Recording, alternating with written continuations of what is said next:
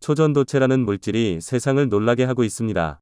한국의 한 연구진이 이 놀라운 물질을 개발한 것으로 알려진 이후로 국제 심포지엄을 비롯한 다양한 국제과학기구와 전 세계 경제계가 한국에 관심을 쏟고 있습니다. 이는 우리를 과거 줄기세포 대박붐 시절을 회고시키는 상황입니다. 그때의 한국이 줄기세포 연구 강국이 될 수 있을 것이라는 국민들의 희망이 생겼던 것처럼 또다시 이번엔 초전도체라는 이슈가 세계의 관심을 끌고 있습니다. 한국뿐 아니라 세계의 희망처럼 부상하고 있습니다.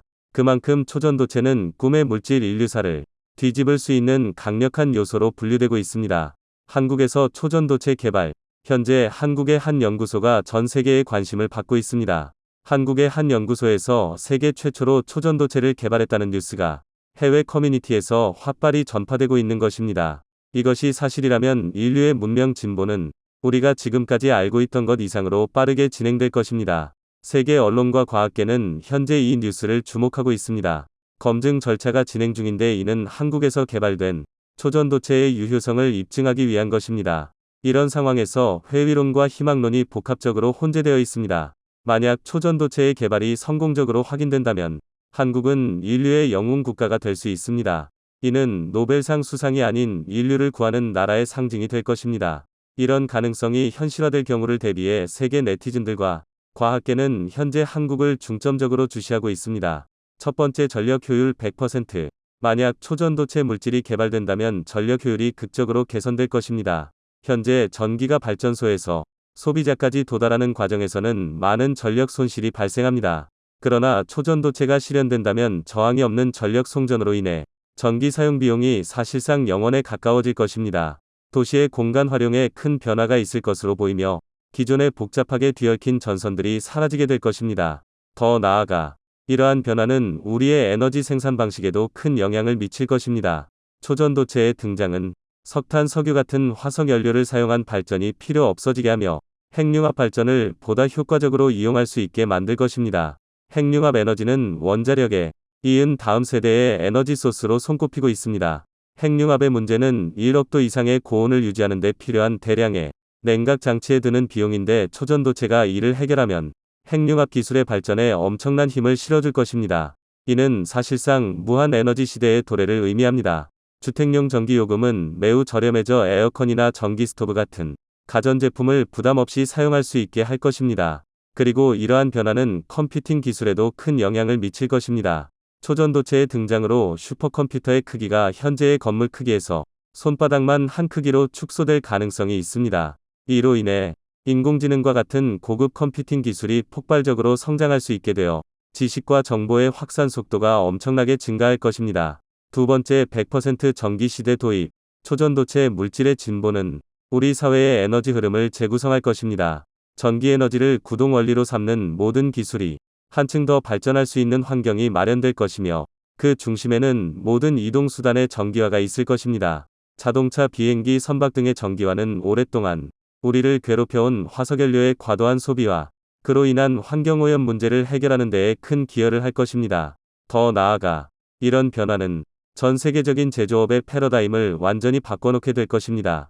제조산업은 단순히 제품을 만드는 것에서 벗어나 에너지 효율과 환경 친화성에 중점을 둔 새로운 방향으로 진화하게 될 것입니다. 이와 동시에 배터리와 같은 에너지 저장 기술의 진보 또한 필요하게 될 것이며 이에 따른 새로운 산업 혁신이 기대됩니다. 한국은 최근 전기차, 반도체, 배터리 등으로 산업 구조를 완전히 뒤바꿔놨습니다. 한국의 최적의 산업 시대가 곧 도래하게 되는 것입니다.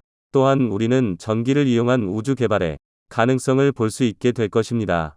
전기 추진 로켓의 개발로 우주여행의 장벽이 낮아지고 이는 우주 개발에 있어서 새로운 시대를 열어줄 것입니다.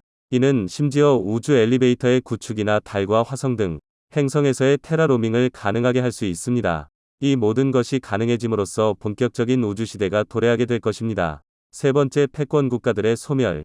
그동안 자원 강대국으로서 약소국들에게 행패를 부려왔던 일부 자원 강대국들은 소멸될 것이 자명합니다. 초전도체 물질이 현실화되면 석유 산업에 의존하는 국가들은 그들의 권력을 잃게 될 것입니다.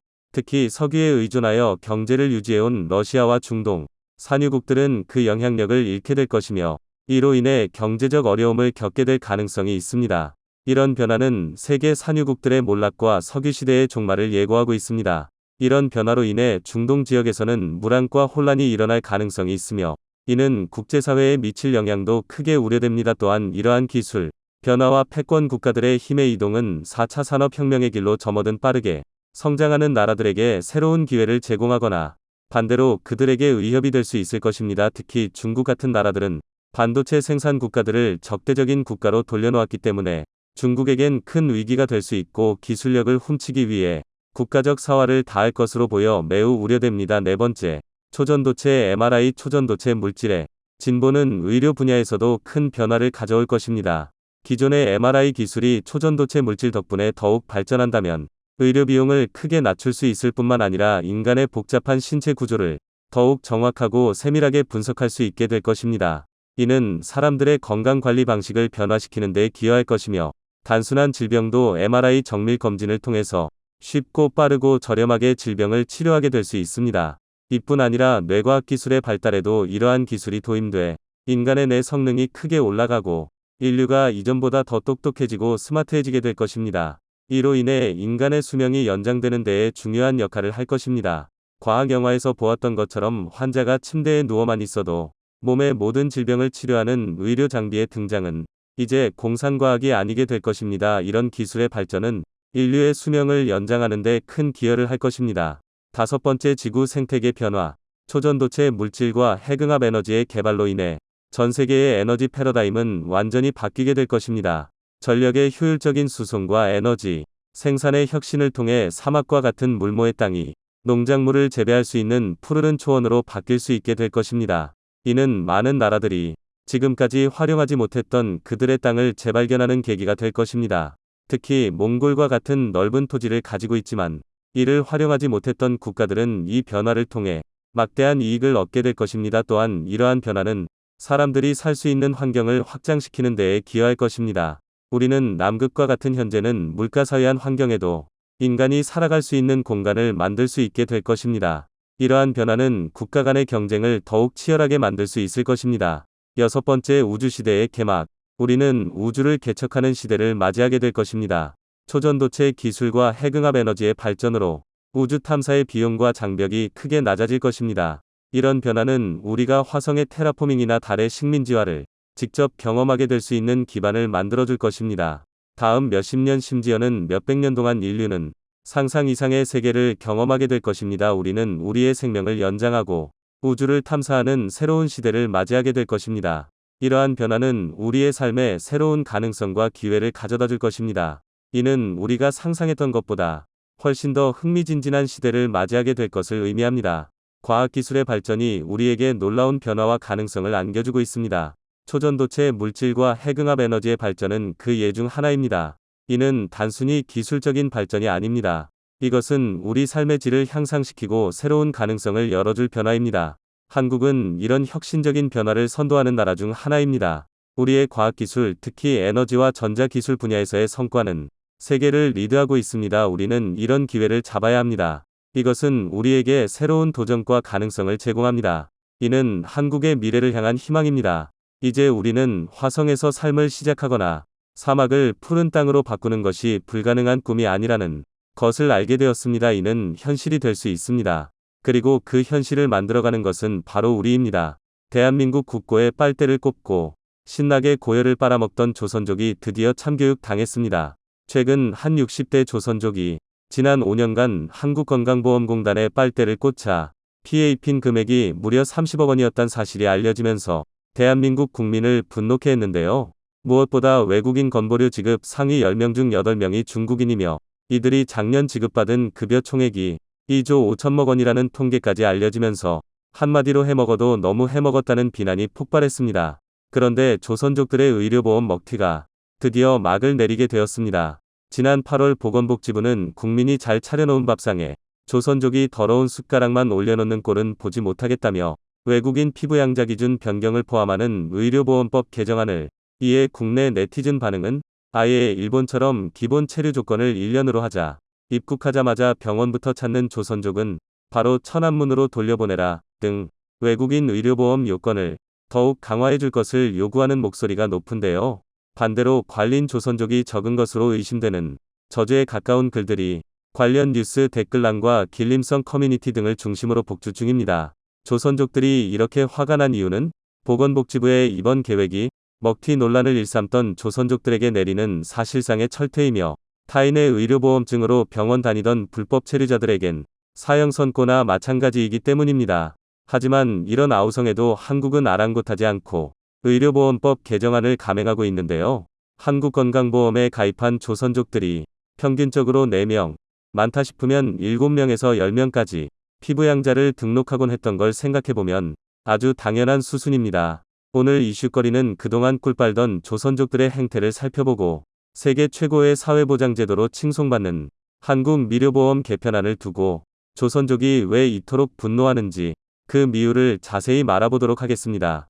지방 A 종합병원 근처 약국은 아침부터 조선족들이 입구 밖까지 긴 줄을 섰는데요. 이들은 무리를 지어 기다리다가 40대 보호자 B씨가 이름을 부르면 만으로 들어가 약을 타갑니다. 가장 흔한 병명은 간염으로 한 알에 30만원짜리 알약을 한 달치씩 타가는데요. 이들이 한 번에 지불하는 약 17,000,000원에 이릅니다. 약 봉투를 전해주려던 약사는 700만원어치 물건을 사는데 서비스 없냐며 투덜대는 보호자 B씨의 얼굴을 보자 며칠 전 약을 몇 알 덜 줬다며 시비 걸던 조선족 브로커의 얼굴이 떠올라 B씨의 눈앞에서 알약을 하나씩 세줍니다. 이 같은 병원 진료나 고가의 약을 처방받을 목적으로 계획 임국한 조선족 때문에 한국 의료보험 체계의 근간이 흔들리고 있습니다. 보건복지부가 지난 19일 공개한 대통령 업무보고 문건에 따르면 앞으로 개편될 외국인 의료보험은 가임자와 피부양자 모두 한국에서 6개월 이상 거주해야 혜택을 주는 방향으로 개정된다고 하는데요. 이유는 한국에 단기간 체류한 뒤 고맥 진료를 받고 길림성으로 돌아가 버리는 먹튀 사례들이 끊이질 않기 때문입니다. 또한 건강보험 남용과 불법을 방지하기 위해 외국인 의료보험 가입을 위해 제출하는 서류 검증 절차를 강화하고 건강보험증 대여 등의 범죄에 대한 처벌 기준을 심약형으로 하며 보험료 체납에 대한 불이익 내용을 담는 등 이 기사를 접한 조선족들은 분노 조절 장매를 일으키며 온갖 악다구니를 퍼부어 댓글창을 엉망으로 만들었습니다. 사실 10몇 년 전만 해도 병원에 가면 일일 이 건강보험증을 확인하는 등 본인 확인 절차가 까다로웠는데요. 최근 들어 그런 확인 과정이 느슨해졌습니다.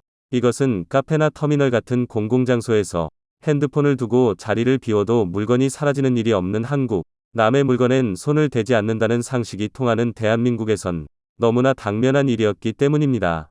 그런데 누가 이런 거로 사람을 속이겠어 하는 방심이 조선족의 범죄 심리를 자극했습니다. 실제로 불법 체류자나 건강보험 비대상자가 병원 진료를 받거나 약을 타는 등 악용 사례가 많아졌고 심지어 얼굴도 모르는 타인의 주민등록번호로 진료를 받는 일까지 심심치 않게 등장한 것인데요. 이러한 조선족들의 의료보험 약탈 행위가 일반인들에게 알려진 것은 2015년 국정감사 때부터입니다. 당시 30만원의 보험료만 내고 2억 5천만원 보험 혜택을 받은 중국인 때문에 보험공단 사장이 감사장에 불려 나왔는데요. 간염이나 결핵 등 진료비가 비싸거나 치료가 어려운 질병에 걸린 조선족들은 5천만원에서 1억 원에 가까운 보험 혜택을 얻기 위해 한국에 입국한 것입니다. 당시 여론은 외국인 의료보험 자체를 없애버리자는 의견까지 나왔을 만큼 험악해졌는데요. 하지만 모렴치한 조선족을 막기 위해 국가 차원의 대비책을 세웠지만 이들의 종족 특성인 범죄 생존력은 규제를 피해 진화했고 오늘날 의료보험 부정수급을 돕는 신종 브로커까지 개입하는 상황에 이르렀습니다. 그런데 이 같은 문제의 원인이 중국과 조선족이 갖고 있는 도덕관념 때문이라는 분석이 많습니다. 이는 한국의 과거 사례를 보면 알 수 있는데요. 과거 대한민국도 개발도상국이던 시절이 있었으며 해외로 파견되었던 한국 국민은 해외 의료보험의 혜택을 많이 받았습니다. 예를 들어서 독일로 파견 갔던 우리 광부들과 간호사들은 독일의 사회보장제도 안에서 보호받았는데요. 조선족이 우리 민족과 달랐던 점은 죄의식 없는 민폐와 먹튀 행동입니다. 그래서인지 이번 개정안엔 대한민국 국민이 차려놓은 밥상에 숟가락만 얹는 외국인 건보 문제를 반드시 해결하겠다는 의지가 담겨 있는 것인데요. 2019년 기준 한국에 체류 중인 중국인은 전체 외국인의 46%인 반면 그들이 지출한 건강보험 부담금은 지출액의 70%가 넘습니다. 건강보험공단의 조사에 의하면 최근 5년간 외국인의 건강보험 부정수급액이 316억 원이라고 하는데요. 이것은 밝혀진 액수일 뿐 실제 조선족이 갉아먹은 금액은 천문학적인 수치에 달한다는 의견이 정설처럼 되었습니다. 오죽하면 탈모약의 건강보험 적용이 안 되는 이유가 조선족이 약을 타서 중국으로 되팔까봐 라는 우스갯소리가 등장할 정도인데요. 그만큼 조선족들이 한국 건강보험 체계를 자신들의 돈벌이 수단으로 보고 있다는 것입니다. 더구나 더욱 큰 문제는 이런 부점 수급자들은 이미 연변으로 돌아갔거나 애초에 타인 명의로 수급했기 때문에 원금을 회수하기는커녕 그 규모조차 파악하기 어렵다는 점인데요. 그런데 왜 하필 한국의료보험이 조선족 범죄의 타겟이 된 것일까요? 그것은 아이러니하게도 한국의료보험 체계가 그 유래를 찾아보기 힘들 정도로 가장 완벽한 국가보장, 사회보장 시스템이기 때문입니다. 중국은 공산국가인 만큼 보편적이고 평등한 의료 시스템을 갖췄다고 선전하지만 실상은 개판 3분 전인데요.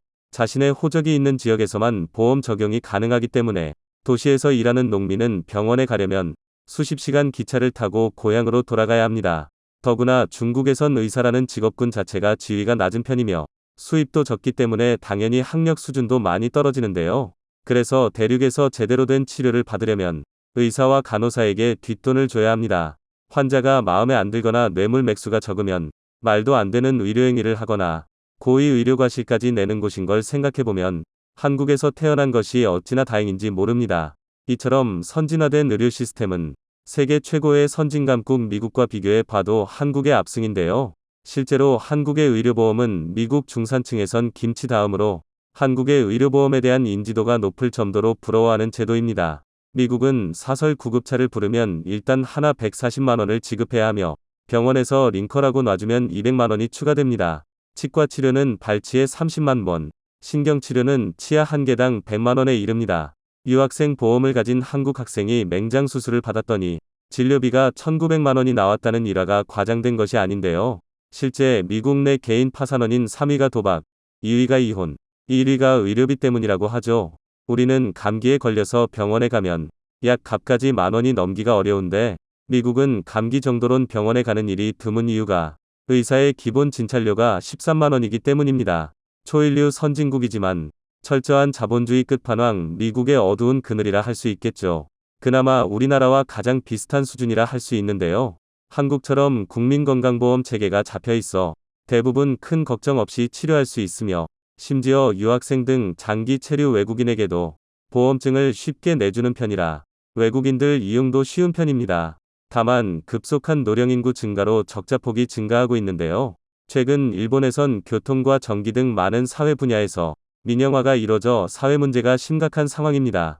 우리는 일본의 실패를 거울 삼아 조선족 부정수급과 같은 적자 원인을 제거해야 한다는 이야기가 많은데요. 한편 흔히 혜택만 빼먹는 얌체적인 사람을 체리피커라고 부릅니다. 이는 케이크는 먹지 않으면서 케이크 위에 올려져 있는 체리만 쏙 빼내 먹는 얌체짓을 뜻하는 표현인데요. 치료 목적으로 입국한 조선족이 건강보험만 쏙 빼먹고 튀어버리는 케이스와 일맥상통한다고 볼 수 있습니다. 가볍게 표현했지만 이는 아주 심각한 범죄 행위입니다. 일례로 난치성 질병에 걸린 중국인 B씨는 국내에 6개월간 체류하며 300만원의 보험료를 납입하고 3년간의 치료를 받으면 8억 원의 진료비 중 7억 5천만 원을 건강보험공단에서 지원을 받게 되는데요. 이런 행위는 뼈빠지게 일해받는 팍팍한 월급으로 매년 오르는 의료보험료를 부담하고 있는 보통 한국인들의 양심과 삼식을 붕괴시키는 테러입니다. 이뿐만이 아닙니다. 중국인 C씨는 혈우병을 앓는 마들이 중국에서 치료가 어려워지자 한국에 입국하여 지역세대주로 건강보험에 가입했고 이어 아들이 입국하여 치료받기 시작했는데요. 3년간 병원비는 3억 7,500만 원이고 이중 건강보험에서 3억 2,700만 원을 부담했는데 이마저도 본인 부담 초과액이라며 1,800만 원을 돌려줬습니다. 이들 조선족 가족은 260만 원을 내고 3년간 치료를 받고 그들의 고향 중국으로 돌아갔습니다. 우리 건강보험 재정은 2024년 누적 적립금이 고갈되고 2027년부턴 누적자가 16조를 넘어 빛으로 빛을 막는 운명을 할 것으로 추산되고 있습니다. 그럼에도 불구하고 대한민국은 외국인 의료보험 체제를 계속 유지해야 하는데요. 이는 인도적 차원은 물론 외국에 체류하는 한국인이 그 나라의 사회보장 혜택을 받지 못하는 부작용이 생길 수 있기 때문입니다. 한국이 세계 모든 선진국이 칭송하는 우리의 의료보험을 지키고 건전하고 양심적인 건강보험 가입자들을 보호하기 위해 강력한 제도 장치를 만들길 바랍니다. 최근 한 외신을 통해 놀라운 소식이 전해져 화제가 되고 있습니다. 국산 경전투기 FA-52 수출이 더욱 확대된다는 것인데요. 이와 관련해 얼마 전 인도네시아가 T-52 연체 대금을 환율차로 인한 손해를 봐가면서까지 허겁지겁 지급한 이유가 밝혀져 더욱 이목을 끌고 있습니다. 최근에 한국 방사는 세계 무기 시장을 싹 쓸어담고 있습니다. 전차와 자주포는 물론이고 무기공학의 정수라고 할 수 있는 전투기 시장에도 한류가 몰아치고 있는데요. 동남아, 중동, 동유럽을 넘어 이제는 아프리카와 미국까지 넘보고 있습니다. 국산 명품 경전투기인 FA-50은 지난 2011년 인도네시아에 수출된 이래로 10년 넘게 전 세계 각국으로 팔려나가고 있는데요. 최근 결정된 폴란드로의 수출은 특히 그 의미가 컸습니다. 폴란드의 자금 지원을 받아 현지화 개량형인 FA-50 페타리터를 개발하면서 그 대부분의 개선점을 동일하게 반영한 FA-50 블락 20이 탄생할 예정이기 때문입니다. 이 FA-50 블락 20에는 KF-21을 개발하며 습득한 다양한 신기술을 이식하는 작업이 이루어지는 동시에 서방에서 널리 쓰이는 공대공 무장인 AMRAAM과 사이드와인더가 통합됩니다. 이에 더해 현대화된 전투기의 필수 요건인 AESA 레이더가 탑재되고 합동헬멧 조준장치 JHMCS, 300갤런 외부 연료 탱크, 포즈 0.3S, 호환 데이터 링크가 추가되죠. 그리고 이렇게 경전투기 치고는 호화로운 성능 개선을 통해 한국은 즉각적인 효과를 보게 되었습니다. 바로 말레이시아가 인도의 테자스를 버리고 FA-52 블락 20을 36대, 약 2조 원 규모로 도입하기로 결정한 것입니다. 해외 방산 매체 디펜스 시큐리티 아시아는 신뢰할 수 있는 소식통을 통해 말레이시아 공군이 FA-50 블락 20을 도입할 계획임을 전해들었다고 밝혔는데요. 보도에 따르면 말레이시아는 FA-50 블락 22 AESA 레이더, 데이터 링크, AMRAAM과 사이드 와인더 통합, 그리고 GPU-38J 댐리 통합을 눈여겨본 것으로 보입니다. 말레이시아 공군은 이러한 성능을 갖춘 FA-52 새로운 변종은 어떠한 상황에도 대처할 수 있는 능력이 가장 많다며 한국의 무기를 채택한 배경을 밝혔습니다. 이로써 잘 만든 무기를 수출하고 현지의 자금 지원으로 개량하고 개선된 성능으로 또 다른 국가에 다시금 수출하는 선순환이 시작된 것인데요. 한국 무기는 뛰어난 가성비로도 명성이 자자한 바, 이렇게 점점 수출 판로를 넓혀나가게 되면 규모의 경제가 적용되어 더더욱 싼 가격에 판매할 수 있게 될 것입니다. 이러한 장점들을 종합하면 개량을 마친 후에 FA-50은 이미 동급의 전투기 중에선 견줄 상대가 없는 수준이 되는데요. 오히려 한 체급 위인 F-16V에도 근접하는 성능을 갖추고 있어 현대적인 하이로우 믹스 공군 전력을 구축하는 데에 있어 거의 유일하고 완벽한 선택지가 되었습니다. 그리고 이 FA-50 블락 22 수출길이 열리자 발등에 불이 떨어진 나라가 생겼습니다.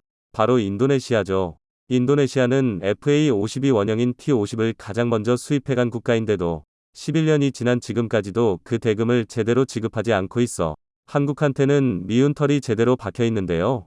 이들은 T-50뿐만 아니라 KF-21과 잠수함 사업에서도 개발비 지불을 정상적으로 이행하지를 않았던 상습범이라서 작년에 2차 도입분 계약에서는 선수금이 입금된 일자로부터 계약 이행이 시작되는 특이사항을 따로 만들어야만 했을 정도였습니다. 안전장치를 마련한 한국은 인리가 돈을 낼 때까지는 계약된 수량을 생산할 필요가 없어져서 아쉬운 쪽이 숙이고 들어올 때까지 여유롭게 기다리고 있었는데요.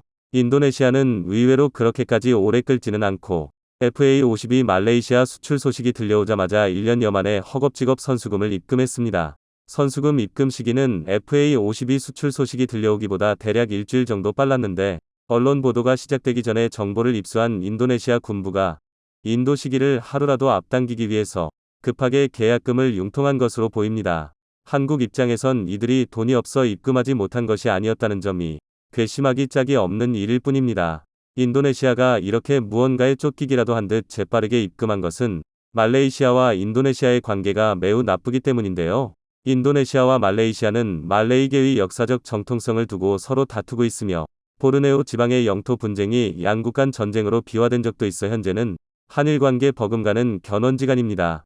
그렇다 보니 이들은 서로를 명백한 적국으로 여기며 유사시 전쟁까지 대비한 군비 경쟁을 벌이고 있는데요. 이런 가운데 인도네시아는 T-50을 먼저 확보했다고 생각했더니 돌연 말레이시아가 T50보다도 아득하게 발전한 FA50 블락 20을 도입하겠다고 나선 것입니다. 인도네시아는 한시라도 빨리 한국에 선수금을 지급해야만 자국의 군비를 확충하면서도 말레이시아의 신무기 도입을 조금이라도 늦출 수 있었던 것이죠. 하지만 이 때문에 인도네시아는 거의 500억 원에 가까운 금액을 더 내는 출혈을 감내해야 했는데요. 약정상 작년 계약 체결 당시 환율을 가정한 금액으로 대금을 지급하기로 되어 있었기 때문에 1년 사이 오른 환율만큼 지급할 금액이 불어난 것입니다. 지급 일자를 차일피일 미루며 뻔뻔하게 버티던 인니가 추가적인 손해를 감수하면서까지 돈을 뱉어낼 만큼 말레이시아의 고성능 무기 확보가 인니에겐 두려운 일이었던 것입니다. 인니가 FA50에 유난히 벌벌 떠는 이유는 KF-21은 대금 문제로 시제기조차 받지 못할 가능성이 높은 가운데 말레이시아가 도입하는 블락 22 공대지 성능에 대응할 수단이 마땅치 않기 때문입니다. 말레이시아 공군이 눈여겨보았다고 직접 언급한 GBU-38J 때문 MK 전팔령 시리즈 무유도 항공폭탄에 장착해서 유도 능력을 부여하는 업그레이드 키트로 무작정 쏟아 붓던 재래식 멍텅구리 폭탄에 장착하면 INS와 GPS를 통해 탄착점을 유도해줄 수가 있게 됩니다. 비교적 싼 값으로도 단순한 폭탄을 미사일처럼 운용할 수 있는 가성비 좋은 공대지 무장이죠. 다만 JDAM은 본체가 항공기 밑에 가려지는 동안은 위성의 GPS 신호를 수신할 수가 없어 항공기가 신호를 대신 받아서 전선을 통해 한동안 전달해줘야 하고, 그래서 GPS 수신 능력이 없는 항공기로는 운용할 수가 없는 단점이 있었죠. 태생부터 유도무기인 미사일같이 시스템 통합을 할 필요까지는 없지만 운용 기체의 성능을 어느 정도는 가리는 것입니다. 한국은 JDAM의 개념은 차용하되 이러한 단점을 해결하기 위해 한국형 GPS 유도 폭탄, 통칭 KGGB를 개발합니다. 무유도 항공폭탄이라면 한국 공군도 잔뜩 가지고 있고 북한의 장거리포나 방사포를 해치우는 데에는 이만한 물건이 없었기 때문이죠. 사실 미사일 전력에 껌뻑 죽는 한국은 지상 타격 능력을 지닌 무기라면 이미 거의 수십 가지나 가지고 있지만 고작 대포나 로켓 같은 저가치 표적에다 쏘기에는 너무 아까웠던 것인데요. 이러한 배경에서 개발된 KGGB는 JDAM의 3배가 넘는 100km의 사거리를 갖추고 있고 JDAM과 달리 투하 후에도 몇 차례 정도라면 경로를 변경하는 것도 가능해졌습니다. 이를 통해 적 방공 전력의 요격권 밖에서 어느 정도 이동하는 표적까지도 공격할 수 있게 되었습니다. 그리고 JDAM과 가장 큰 차이점이 바로 조종사가 직접 들고 타는 터치스크린 장비로, 이 장비로 GPS 신호 수신, 표적 할당, 조작 등을 모두 해결할 수 있어 항공기는 사실상 KGGB 본체를 기계적으로 탑재, 분리만 할 수 있으면 됩니다.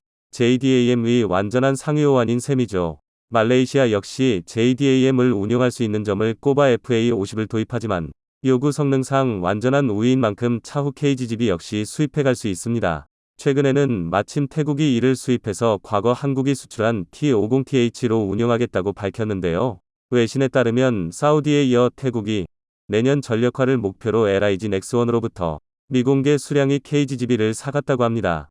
태국 역시 동남아의 맹주 자리를 두고 인도네시아와 다투고 있어 양국이 좋은 관계라고는 도저히 말할 수 없죠. 주변국이 차례차례 한국의 고성능 무기를 두르고 군비를 증강하는 상황. 인니는 한국을 상대로 더 이상 뻔뻔한 태도를 일관할 수가 없어졌습니다. 완납하지 못했다고는 하나 자신들이 댄 자금으로 개량된 무기를 다름 아닌 적국이 사서 두르고 있는 웃지 못할 상황이기 때문입니다. 이렇듯 한국의 FA50은 로우급 전투기 시장을 완전히 휘어잡고 몇몇 국가에서는 누가 먼저 FA50으로 무장하느냐를 놓고 경쟁을 벌일 정도가 되었습니다. 반면 개발 당시 FA50이 가장 까다로운 경쟁자로 여겨지던 스웨덴의 자스 39 그리펜은 8년 동안이나 단 한 건의 계약도 따내지 못해 이젠 시장에서의 경쟁력을 완전히 잃어버렸다고 평가받고 있죠. 그리펜을 개발한 사부의 최고 책임자 미카엘 요한스는 언론 인터뷰에서 항공기 수출에 대한 극도의 실망을 했으며 그리펜의 능력이 열악한 것이 아님에도 비교 우위를 가져올 수 없어서 수출 잠재력을 실현할 수가 없다고 판단했다고 밝혔습니다. 그리펜의 주요 장점은 저렴하게 운용할 수 있다는 점이었는데 FA50은 대당 가격은 더 저렴하고 배송 속도도 빠르며 심지어 꾸준한 성능 개량까지 기대할 수 있어 그리펜에겐 더 이상 미래가 없다는 것입니다. FA50이 어느새 이 정도 위치까지 올라올 수 있었던 것은 최초 비행 후 20년이라는 세월 동안 끊임없는 개량을 거쳐왔기 때문입니다. 강한 국력을 위한 신념으로 지치지 않는 뛴걸음을 계속해온 한국 방산업계의 기술자들이 지금의 대체 불가 FA50의 지위를 만든 것이죠. 이들이 신념으로 지새운 수 많은 밤과 낮의 결과가 세계 전투기 시장의 석권이며 국산 초음속 전투기 KF-21이 탄생입니다. 앞으로 KF-21이 양산되게 되면 그 FA-50조차 뛰어넘는 성능의 전 세계의 방산 시장은 다시 한번 충격을 받고 한국의 공장은 문전성시가 될 것입니다. 우리는 그 공이 모두 한국 방산 기술자분들께 있음을 잊지 말아야 할 것입니다.